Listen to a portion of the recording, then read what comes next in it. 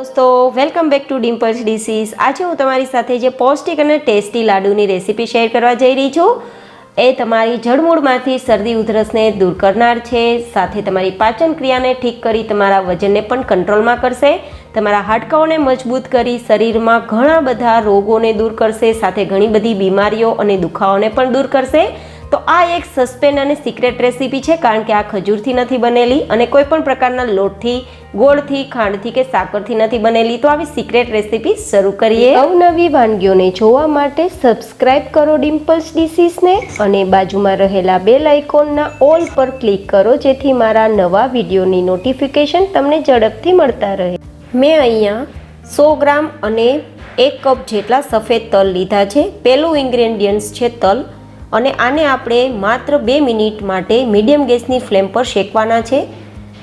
તલની અંદર ભરપૂર માત્રામાં કેલ્શિયમ રહેલું છે, જેથી હાડકાઓ તો મજબૂત થશે જ, અને બિલકુલ એ કેલ્શિયમના કારણે તમને નાની મોટી જે પગની દુખાવાનો હોય, ઘૂંટણનો દુખાવો હોય તો એમાં રાહત થશે। અને ખાસ કરીને શિયાળાની સિઝનમાં શરીરમાં જે ગરમાળાની જરૂર હોય તો તલમાં જે ગરમાળો છે તો એ ગરમાળો તમને શરીરમાં મળી રહેવાથી તમારું બ્લડ પણ બિલકુલ પાતળું રહેશે।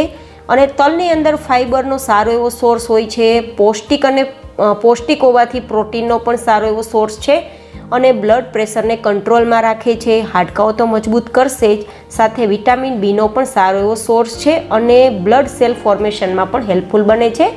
હવે આ તલ શેકાઈ ગયા છે તો એને થોડા ઠંડા થવા દઈએ। બિલકુલ આ રીતે લાઇટ બ્રાઉન કલર ના થાય ત્યાં સુધી શેક્યા છે।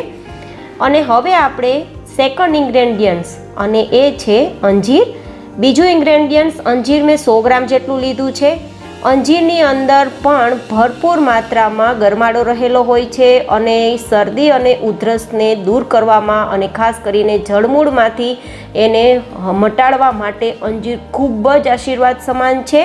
તો આપણે અહીંયા 100 ગ્રામ જેટલા અંજીર લીધા છે, એને બિલકુલ આ રીતે બારીક બારીક ટુકડામાં કાપી લેશું। જે લોકો વજન ઘટાડવાની ઈચ્છા રાખે છે એના માટે તો અંજીર એકદમ આદર્શરૂપ સાબિત થશે। બ્લડ પ્રેશરને કંટ્રોલમાં રાખે છે, પાઇલ્સની બીમારીને ઠીક કરે છે, હાડકાં મજબૂત રાખે છે, ડાયાબિટીસને મેનેજ કરે છે, તમારા હાર્ટના હેલ્થને પણ ખૂબ જ હેલ્પફુલ છે, અને અલ્ઝાઇમર જેવા રોગની પણ આ ટ્રીટમેન્ટ આપે છે।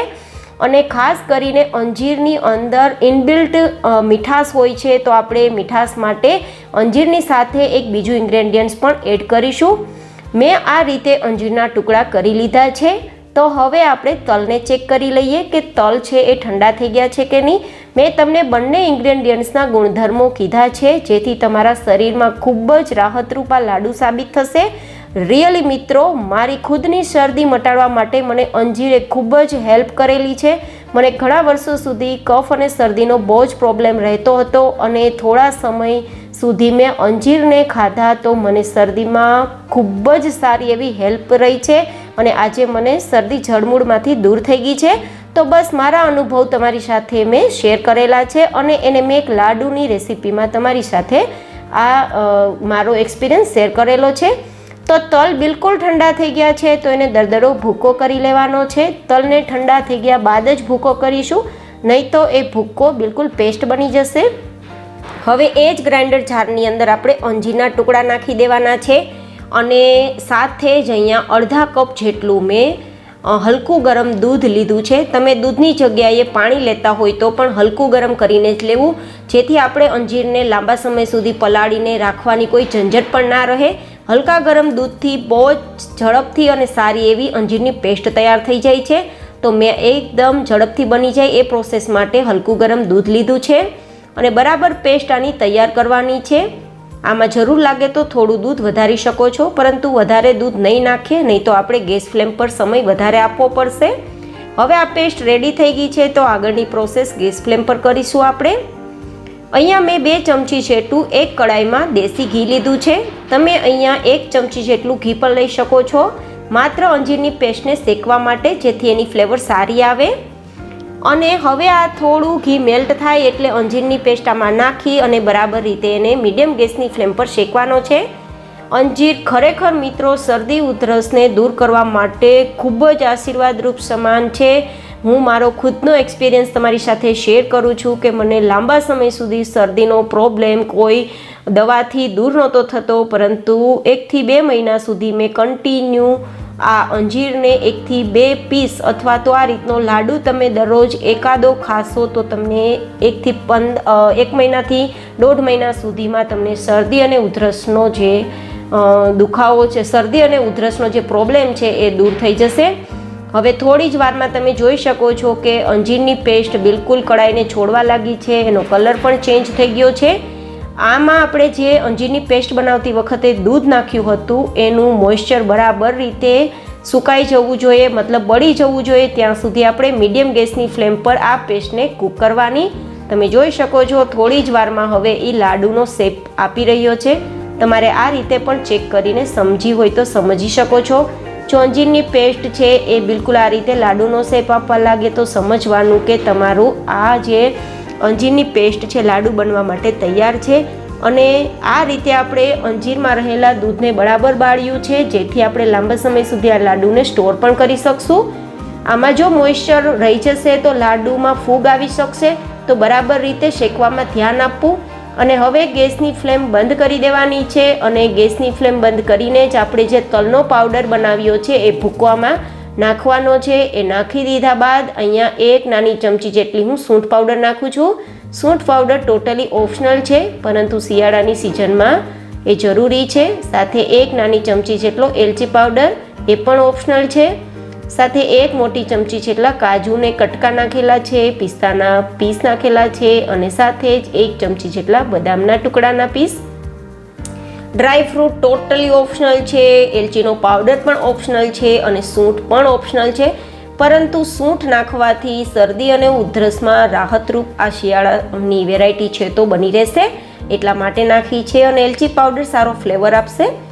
બસ આ રીતે હવે બધું જ મિશ્રણ મિક્સ કરી અને એને લાડુનો શેપ આવે છે કે નહીં એ માટે ચેક કરવું. જો ન આવે તો તમે 1 થી 2 મિનિટ ગેસ ફ્લેમ પર રાખીને ફરીથી એને આ રીતે કૂક કરી શકો છો, તો થોડી જ વારમાં લાડુનો શેપ આવી જશે. પરંતુ તમે જોઈ શકો છો કે લાડુ બંધાઈ રહ્યા છે, એનો મતલબ આ કમ્પ્લીટ છે. તો હવે આને ગેસ ફ્લેમ પરથી નીચે લઈ લઈએ અને આને બરાબર રીતે ઠંડુ કરવાનું છે.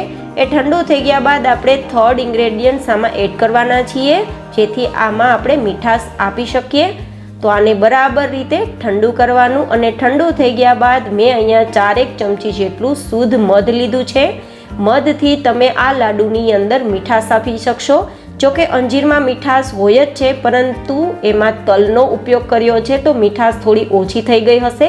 તો આપણે 4 ચમચી જેટલું મધ નાખવાનું છે. મધ ઓલરેડી મીઠું જ હોય છે મિત્રો, પરંતુ મધને ગરમ વસ્તુમાં નાખવાનું ઔષધીય શાસ્ત્ર ના પાડે છે, એટલા માટે મેં બિલકુલ આ મિશ્રણને ઠંડુ થઈ ગયા બાદ આમાં મધ નાખેલું છે. જો આ મિશ્રણ ઠંડુ થઈ ગયા બાદ તમે એમાં મધનો ઉપયોગ કરશો તો એ નુકસાન નહીં થાય, પરંતુ ખૂબ જ ફાયદો થશે. અને મધના ફાયદા પણ તમે લોકો જાણો જ છો કે એન્ટીઓક્સિડન્ટનું કામ કરે છે, એન્ટીબેક્ટેરિયલ અને એન્ટી ફંગલના ગુણધર્મો આ મધમાં રહેલા છે.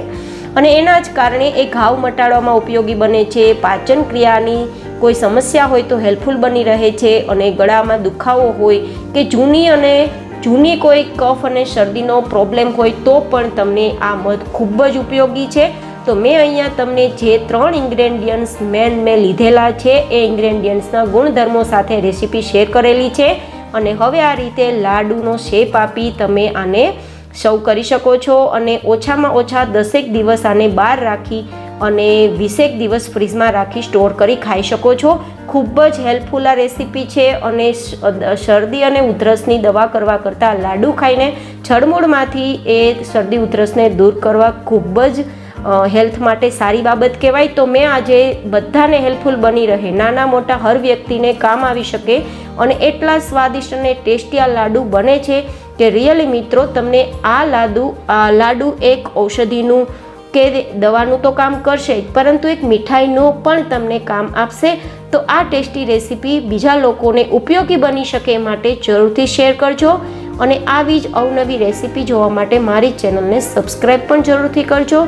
બહુ જલ્દી મળીશું આવી જ એક પૌષ્ટિક અને હેલ્ધી રેસીપીને લઈને. ત્યાં સુધી bye bye and take care.